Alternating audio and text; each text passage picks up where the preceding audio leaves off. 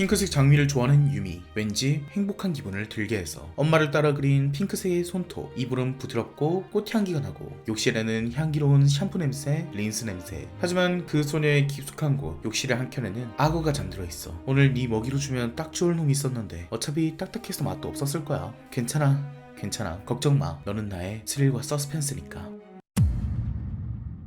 소녀, 아직 어른이 아닌 여자아이. 나이로 구분하면 여자 청소년을 의미하겠지만 이미지화, 코드화된 소녀라는 상징은 정말로 어린 여자만을 의미하진 않죠. 남자들이 나이를 먹어도 소년 만화에 열광하듯 여자들은 자신을 영원히 소녀로 생각하고 소년보다는 소녀가 문화적으로 가지고 있는 낱말의 파워가 강력합니다. 소녀는 조금 더 피상적으로 표현되는 반면 소녀를 다룬 예술들은 좀 더 훨씬 복잡하죠. 오늘 소개드릴 작가 오카자키 키요코는 현대를 살아가는 소녀들을 포커싱한 작가입니다. 물론 거의 40년 전 작가이기 때문에 지금 보면 좀 모단보이 걸 느낌이긴 하지만 오히려 지금까지도 이어지는 불안이 가득 차 있지만 언제나 밝고 아름다운 소녀 이미지의 원류를 분석할 때 절대 빼놓을 수 없는 작가죠. 그녀의 작품 세계를 한번 탐구해봅시다. 오카자키 키요코 작가 이전의 흐름부터 알아보죠. 일본은 1950년 GHQ에서 해방될 때부터, 아니 어쩌면 그 이전부터 꾸준히 SF에 빠져있던 나라였습니다. 일본의 만화들은 대부분 정의와 악이 나뉘어서 미래틱한 기술로 정의를 구현하는 모습을 보였죠. 주인공이 아톰에서 도라에몽의 노비터로 넘어간 것만 해도 사실 만화 역사에선 꽤 오랜 시간이 걸렸습니다. 정의의 편도 멋있는 신념도 없는 주인공이라니 그야말로 파격적이었죠. 그와 마찬가지로 소녀 만화계에서도 큰 변혁이 일어납니다. 과거의 소녀 만화란 것은 소녀들의 욕망, 멋진 왕자님과 멋진 서브 왕자님이 고난에 빠진 공주인 나를 구해주고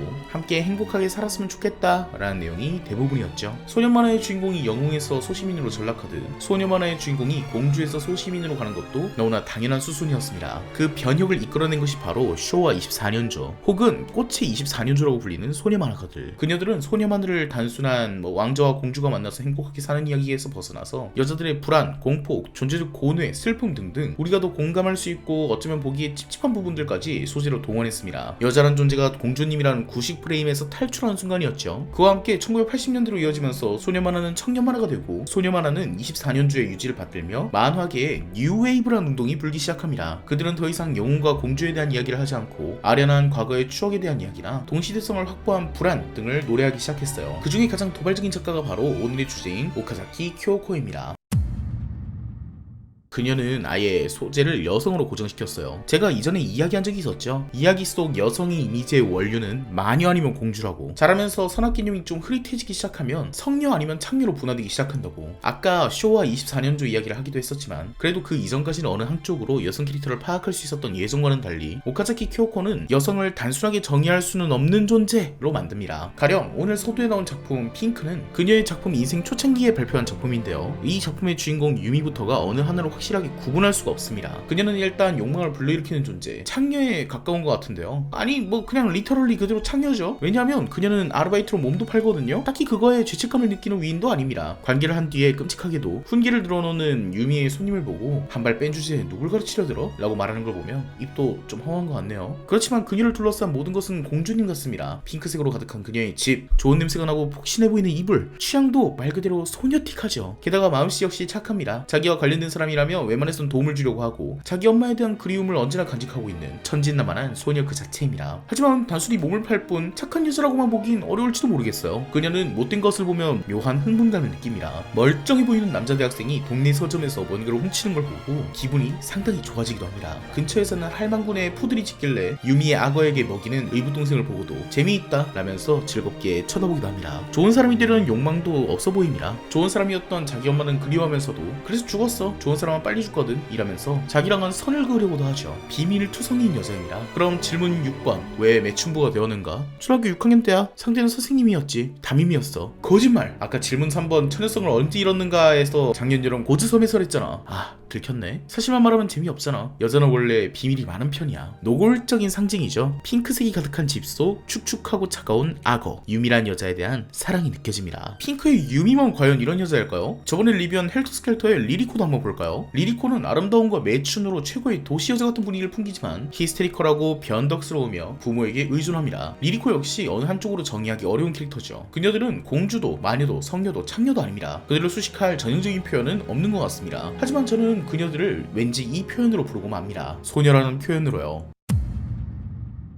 우리는 흔히 소녀를 어떠한 단계로 생각하죠. 어떤 무엇도 되지 못한 존재, 과도기적인 존재로 말이죠. 그와 동시에 하나의 신호가 있습니다. 소녀들은 언젠가 여자가 된다. 섹슈얼한 의미로 쓰이는 표현이기도 하고 그냥 단순하게 너희도 언젠가 철들겠지 라는 느낌의 표현이기도 합니다. 물론 소녀가 과도기적인, 전환기적인 존재라는 점은 소녀라는 상징을 매력적으로 만들어주지만 저는 좀 다른 시선에서 접근하고 싶습니다. 소녀는 여자가 되려고 하는 미완의 존재가 아니라 모든 것이 되고 싶은 욕심 많은 존재일지도 모르겠다고 말이에요. 잠깐 현실 이야기를 좀 해봅시다. 우리의 소녀 시절 말이에요. 지금도 나는 나 자신을 소녀라고 느낀다고요? 그럼 지금의 자신의 생각을 한번 되짚어보세요. 소녀들은 나는 아직 공주고 난 앞으로 여자가 될 거야 라고 생각할까요? 저는 절대 그렇지 않다고 생각해요. 오히려 양쪽을 모두 원하죠. 소녀들은 자신이 영원한 공주로 있고 싶어합니다. 패션 아이템, 코디, 화장, 그리고 라이프 스타일도 소녀틱한 스타일을 쫓아가죠. 하지만 그녀들이 사용하는 핑크색 다이어리 안엔 꼭 소녀틱한 아이디어만 잠들어 있는 건 아닙니다. 그들은 왠지 모르게 머릿속에 있는 어른 여성의 이미지도 동경하죠. 왠지 세미정장을 입고 있는 내 모습, 왠지 밤에는 클럽 다니고, 왜 가끔은 난잡하게 남자들을 부리고 다니기도 하고, 어떨 땐 어딘지 모를 파티장에서 무언지 모를 와인을 마시고 있는 내 모습, 어딘가 부끄러운 비밀을 숨기고 있을 것 같지만 쿨하게 시크한 겉모습으로 무장한 어른의 삶. 어른들의 드라이하면서도 이상한 관계, 섹스를 동경하는 듯 하면서도 그것과는 아무 상관이 없는 소녀라는 듯 굴고 싶은 어느 쪽인지 모를 소녀의 모습. 이런 이미지는 아이유의 23 같은 노래에서도 적극적으로 사용되고 있는 소녀의 이미지입니다. 성인 씨처럼 소녀는 여성으로 탈피해야 하는, 졸업해야 되는 미완의 존재가 아니라 어른 여성과 여자아이를 모두 동경하고 그 모든 것을 흉내내려고 하는 존재, 어른이면서 영원히 어린아이이고자 하는 양층화된 욕망이 바로 소녀라고 생각합니다. 그런 의미에서 오카자키 키오코의 두 작품은 소녀를 극단적으로 묘사해놨다고 볼 수 있죠. 모든 것을 동경하는 소녀를 넘어서 어른이자 여자아이자 공주이자 마녀이자 창녀이자 성녀인, 무엇이 진짜인지 절대 알려주지 않는 완전한 소녀를 말입니다.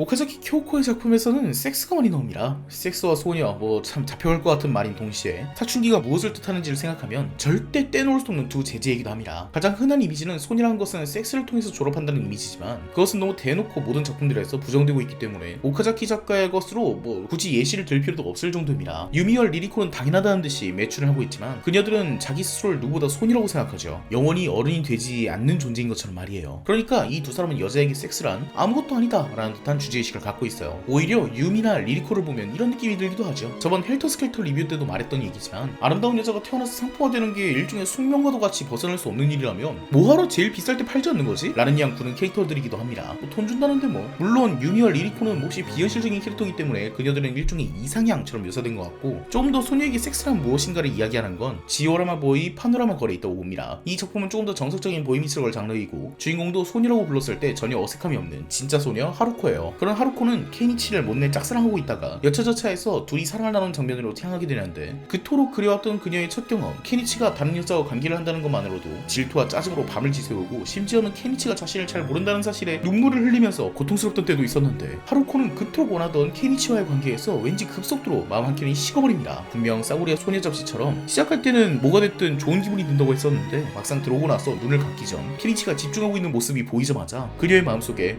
지루해, 시시해 라는 생각이 피어오르죠. 저는 이 다음 대사가 백미라고 생각해요. 이럴 리가 없는데. 사실 제가 남자라서 잘 이해하기 어렵긴 한데 첫 경험에 상대에 대한 애정이 확 식어버리는 느낌, 그런 걸 제가 느껴봤으니까 없잖아요. 하지만 단연간의 소녀만한 탐독과 주변인들에게 질문을 던져본 결과 나온 대답은 소녀들에게 섹스는 신성한 환상 같은 건데 그것이 실제로 다가오는 순간 자기 마음속 신화가 무너지고 딱히 그것을 하고 있는 나 스스로가 로맨틱하게 느껴지지도 않으며 그냥 자기가 생각했던 판타지에 비해서 나 스스로가 그리고 상대가 급속도로 검속하게 느껴지는 구간이 온다고 하는데요. 심지어 스킨십 하다가 왠지 엄마 생각나는 사람도 있다고 하고 소녀들의 섹스에 대한 판타지 환상이 너무 큰 나머지 이것만 하면 내가 어엿한 어른 여자가 되는 듯한 그 감각과 현실과의 괴리가 너무 커서 그런 게 아닐까 싶습니다. 이 역시 소녀의 양층성을 드러내죠. 어른이 되고 싶지만 어린아이고 싶고 사랑받고 싶지만 이용당하고 싶고 마치 한 명의 인터넷 소설 주인공처럼 특별한 우리 관계를 생각했는데 섹스란 것은 너무 양면적이었던 것인 거예요. 환상 속에서는 나를 다른 존재로 만들어주는 의식이었는데 실제로 있는 것은 그냥 포유류 짐승 두 마리, 그토록 원하던 특별한 것이면서도 그것을 한순간부터 내가 특별하지 않은 존재가 되죠. 어떤 의미에서 유리나 리리코는 좀 빨리 그것을 깨달았기 때문에 섹스를 아무것도 아닌 것처럼 인식할 수 있었던 걸지도 몰라요. 통과 의례도 사랑의 행위도 아닌 그냥 잠깐의 긴장 상태.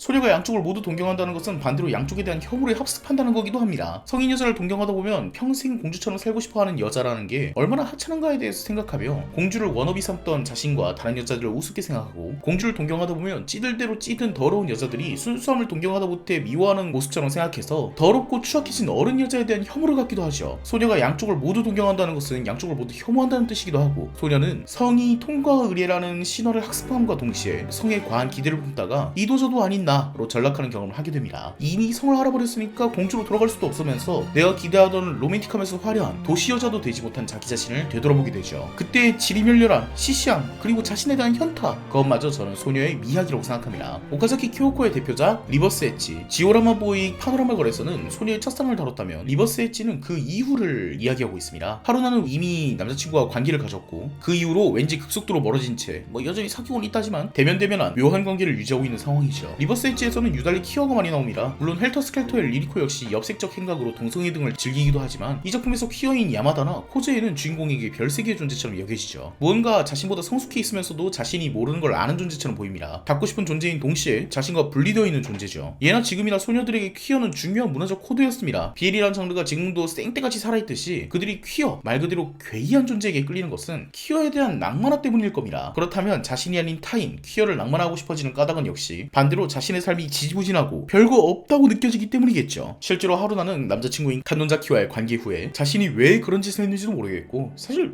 딱히 나쁜 짓을 한 건 아니었지만 그럼에도 불구하고 딱히 한 번 더 하고 싶은 건 아닌 하지만 그렇다고 해서 좋았던 경험도 아닌 무엇 하나 자기가 기대했던 자신이 아니게 된 지리멸렬한 소녀입니다. 그런 그녀에게 나와는 완전히 분리된 심지어 가끔은 그들에게 혐오감이나 자기 스스로의 추악한 호기심까지도 부딪히게 되는 그런 존재를 낭만적으로 느끼게 되는 것은 어쩔 수 없겠죠. 리버스 엣지는 그 감성을 포착하기 위해서 배경도 차갑고 칙칙하게 쓸쓸한 공장 배경으로 오폐수가 흐르는 강 그리고 그 근처에 버려진 개활지를 사용하고 있습니다. 그리고 그곳에 뉘어져 있는 항구에 썩어들어가는 시체를 중심으로 시시껄렁한 자신과 자신이 낭만화하던 코스의 야마다가 공동의 비밀을 형성하게 되죠. 그렇게 진행되는 리버스 엣지는 그녀 작품 중 최고의 평가를 받고 있습니다. 재미있으니까 직접 보시길 바라고요. 그래서 오카자키 키오코가 말하는 소녀란 저는 굉장히 양층화되어 있으면서도 그 양면을 모두 리얼이자 환상으로 느끼고 그 안에서 탈락한 듯 어느 쪽은 또 되지 못한 듯한 쓸쓸한 감정을 느끼는 존재라고 생각해요. 하지만 그런 존재들의 외면과 이미지는 철저히 상품화되고 소비되기에 공주도 창녀도 어느 쪽이든 당신이 원하는 이미지가 될 수 있는 듯 연기를 하면서 사람들 농락하고 그걸로 이득을 보면서도 순박하게 핑크색 장미를 사가는 하지만 그 안에는 축축하고 차가운 악어를 키우고 있는 오카자키 키오코가 그려낸 소녀 이 이미지를 저는 어쩌면 우리들은 모두 사랑이 맞지 않는 것이 아닐까요? 소녀를 꿈꾸는 사람들, 소녀가 되고 싶은 사람들, 소녀를 벗어나고 싶은 사람들, 소녀로 되돌아가고 싶은 사람들 여전히 자신을 소녀로 느끼는 사람들까지 모든 현대를 살아가는 소녀들에게 오늘 리뷰 여기까지였습니다. 끝까지 봐주셔서 감사합니다.